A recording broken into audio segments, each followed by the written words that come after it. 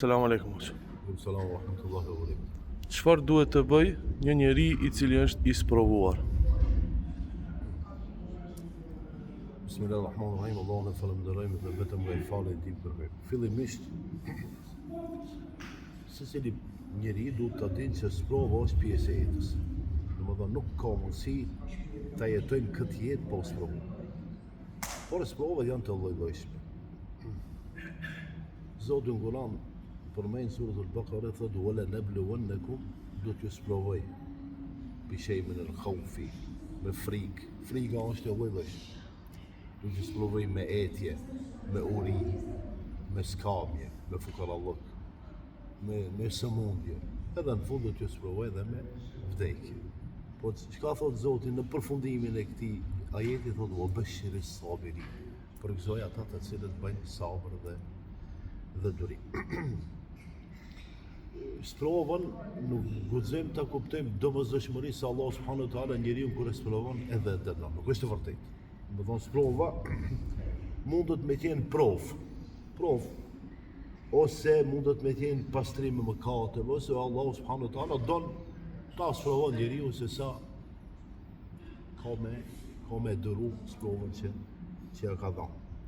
Mira pas provës, ose gjatë provës me bon sabër dhe durim, sepse njerëzit që sprovohen, ka shumë njerëz që dorëzohen. Me sprovat mund me qenë sprova në fe, sprova të për shembull si popull të si kamp, si shqiptar të troje, jemi ballafaqur me lloj-lloj sprove. A është ashtu? Po. Më thonë sprova në fe, sprova në çështje kombëtare, pastaj sprova në shëndet, sprova në familje, edhe sprova më e madhe është njeriu kur vdes, edhe pastaj ballafaqohet me melekët ose ballafaqohet me pyetjet që duhet të jep për si përgjigje. Çfarë duhet të veproj? Me bë sabër. Si me bë sabër? Si me bon sabër, tash më thonë, këtë punën e sabrit ne, çka thotë Zoti Gjallë, ja ayyuhalladhina amanu sta'inu bis-sabri was-salah, o ju që keni besuar, ta mbroni veten me durim dhe me namaz. Para mendoj edhe namazi, këtu e sabri jo para namazit. Edhe namazi pa sabër nuk bëhet. Edhe shkollimi pa sabër nuk bëhet. Në shkollë, që do me shku në shkollë, pa pas durim, një ditë shkon, 5 ditë nuk shkon. Edhe te hoxha nëse do me shku me mësu e lifin e Kur'anit pa sabër nuk mundet. Gjithçka në botë duhet me pas me qenë sabri, apo pastaj atë që do me bë.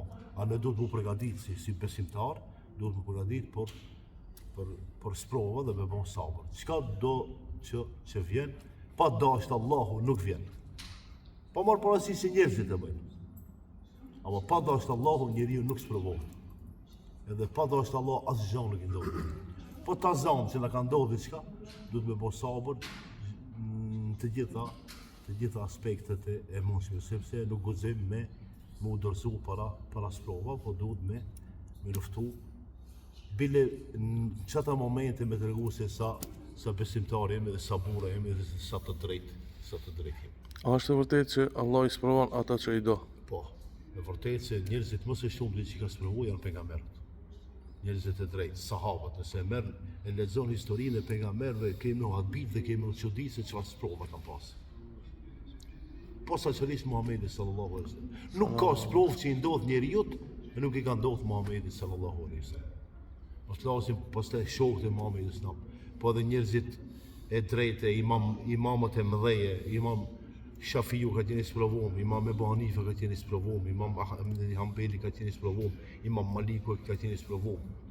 Pejgamberët, të gjithë pejgamberët, Ademi sallallahu ka qenë sprovuar me djemtë e tij, me Habilin dhe Kabilin. Para mendoj Kabili e vret Habilin, pak sprovë është kjo. Për shembull Jakubi alayhis salam i humb djali Jusufi pas 80 vite e gjejnë nga të qajturit edhe e ka humb të pamurit. Pas 80 vite u ka kthi pamje, do me thonë dhe ka pa. Ejubi alaihissalam ka qenë i sprovuar në trup. Muhamedi alaihissalam të gjitha llojet e sprova që ekzistojnë ka pas. Vdekja e fëmijëve. Të gjitha sprovat, nuk ka sprovë që si ka pas. E ka largu nga vendi vet, e kanë shpallë edhe atë persona non grata se kanë dash me kelit, vetë se me dalë për këtu. Nuk e kanë dash. Populli vetë, familja e vetë nuk e kanë dash. Sikur neve tash që përna ndodhë. Me e keqe, kur populli, mos të gaboj, jo populli, se populli o me njerëzit e drejtë. Po disa njerëz nga populli janë, kur nuk do për asë gjamë. Më thënë, kjo një lloj sprova që duhet me ballafaqu dhe me te i kalu. Të sprovuarit ai fshin gjinohet me sprovën. Po, nga çdo sprovë, qoftë e vogël ose e madhe, Allah subhanahu wa taala, por atë çka Zoti i sprovon njerëzit. Për mi ngrit në xhenet edhe mi ngrit se njeriu që sprovohet, mbaj mend.